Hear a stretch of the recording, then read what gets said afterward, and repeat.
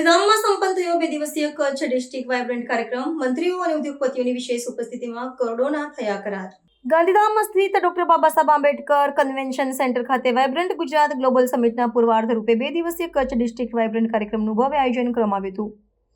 રાજ્યના ઔદ્યોગિક વિકાસમાં કચ્છના યોગદાનને રેખાંકિત કરતા કાર્યક્રમનો મુખ્ય ઉદ્દેશ્ય જિલ્લામાં નવા મૂડીરોકાણને આકર્ષવાનો અને સ્થાનિક ઉદ્યોગોને વૈશ્વિક ફલક પર સ્થાન અપાવવાનો હતો। આ 2 દિવસીય સત્રમાં ઉદ્યોગ જગત અને સરકાર વચ્ચે સેતુરૂપ ભૂમિકા ભજવવા માટે વિવિધ બેઠકો અને પ્રદર્શનોનું આયોજન પણ કરવામાં આવ્યું હતું। આ મહત્વપૂર્ણ પ્રસંગે રાજ્ય સરકારના મંત્રીમંડળના સભ્યો, કચ્છના સાંસદ, સ્થાનિક ધારાસભ્યો તેમજ જિલ્લાના ઉચ્ચ વહીવટી અધિકારીઓ ખાસ ઉપસ્થિત રહ્યા હતા। કાર્યક્રમમાં રાજ્યભરમાંથી આવેલા નામાંકિત ઉદ્યોગપતિઓ અને રોકાણકારોની હાજરીમાં વિવિધ ક્ષેત્રોમાં કરોડોની રૂપિયાના સમજૂતી કરાર પર હસ્તાક્ષર કરવામાં આવ્યા હતા। આ કરારો મુખ્યત્વે રિન્યુએબલ એનર્જી, કેમિકલ્સ અને લોજિસ્ટિક્સ ક્ષેત્રે કરવામાં આવ્યા છે, જે કચ્છના ઔદ્યોગિક માળખાને વધુ સુદૃઢ બનાવશે। કાર્યક્રમના સમાપન સત્રમાં મહાનુભાવોએ કચ્છને દેશનું ગ્રોથ એન્જિન ગણાવતા જણાવ્યું હતું કે આ નવા રોકાણોથી આગામી સમયમાં સ્થાનિક યુવાનો માટે રોજગારીની વિપુલ તકોનું સર્જન થશે। સરકાર દ્વારા ઉદ્યોગોને જરૂરી માળખાગત સુવિધાઓ પૂરી પાડવાની ખાતરી આપવામાં આવી હતી। આ કાર્યક્રમ થકી કચ્છ માત્ર ગુજરાત જ નહીં પરંતુ સમગ્ર ભારતના ઔદ્યોગિક નકશા પર એક મહત્વપૂર્ણ કેન્દ્ર તરીકે ઉભરી આવ્યું હોવાનું સૂર વ્યક્ત કરવામાં આવ્યું હતું। આજે ગાંધીધામ ખાતે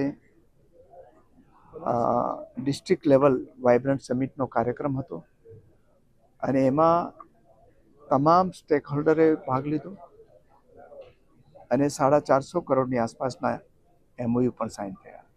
એ ઉપરાંત જે અહીંયાના ઉત્પાદકો છે, મેન્યુફેક્ચરર્સ છે, એમણે પ્રદર્શન પણ અહીંયા ખૂબ સારું યોજ્યું છે। કચ્છ એવી ભૂમિ છે કે જે હંમેશા પડકારોને ઝીલે છે।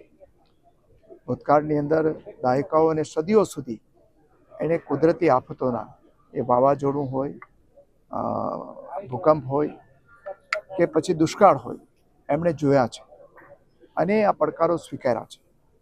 પરંતુ 2001 પછી જે પરિવર્તનો, રાજકીય પરિવર્તનો આવ્યા અને વર્તમાન યશસ્વી પ્રધાનમંત્રી નરેન્દ્રભાઈ ગુજરાતના મુખ્યમંત્રી બન્યા અને કચ્છને એ પડકારોની ભૂમિની તરીકેના જે સ્વીકારીને અહીંયા એને તકમાં પરિવર્તન કરવાનું કામ નરેન્દ્રભાઈએ કર્યું। વર્તમાન ભૂપેન્દ્રભાઈની સરકાર એને આગળ વધારી રહી છે।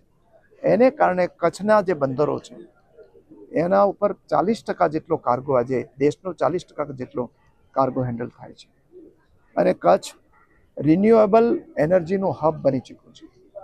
30 ગીગાવોટ પાવર અહીંયાના રિન્યુએબલ એનર્જી સેક્ટરમાંથી ઊભો થવાનું છે અને એનું કામ ચાલી રહ્યું છે।